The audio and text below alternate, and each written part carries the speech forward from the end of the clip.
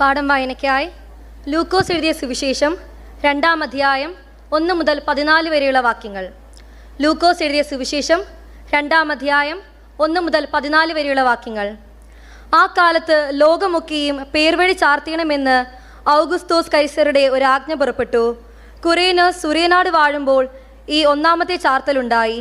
എല്ലാവരും ചാർത്തപ്പെടേണ്ടതിന് താന്താൻ്റെ പട്ടണത്തിലേക്ക് യാത്രയായി. അങ്ങനെ യോസേഫും ദാവീദിൻ്റെ ഗൃഹത്തിലും കുലത്തിലും ഉള്ളവൻ ആകൊണ്ട് തനിക്ക് വിവാഹം നിശ്ചയിച്ചിരുന്ന മറിയ എന്ന ഗർഭിണിയായ ഭാര്യയോടുകൂടെ ചാർത്തപ്പെടേണ്ടതിന് ഗലീലയിലെ നസ്രേത്ത് പട്ടണം വിട്ടു. യഹൂദയിൽ ബേത്ലഹേം എന്ന ദാവീദിൻ പട്ടണത്തിലേക്ക് പോയി. അവർ അവിടെ ഇരിക്കുമ്പോൾ അവൾക്ക് പ്രസവത്തിലുള്ള കാലം തികഞ്ഞു. അവൾ ആദിജാതനായ മകനെ പ്രസവിച്ചു. ശീലകൾ ചുറ്റി വഴിയമ്പലത്തിൽ അവർക്ക് സ്ഥലമില്ലായകയാൽ പശുത്തൊട്ടിയിൽ കിടത്തി. അന്ന് ആ പ്രദേശത്ത് ഇടയന്മാർ രാത്രിയിൽ ആട്ടിൻകൂട്ടത്തെ കാവൽ കാത്ത് വെളിയിൽ പാർത്തിരുന്നു. അപ്പോൾ കർത്താവിൻ്റെ ഒരു ദൂതൻ അവരുടെ അരികെ നിന്നു. കർത്താവിൻ്റെ തേജസ് അവരെ ചുറ്റി മിന്നി.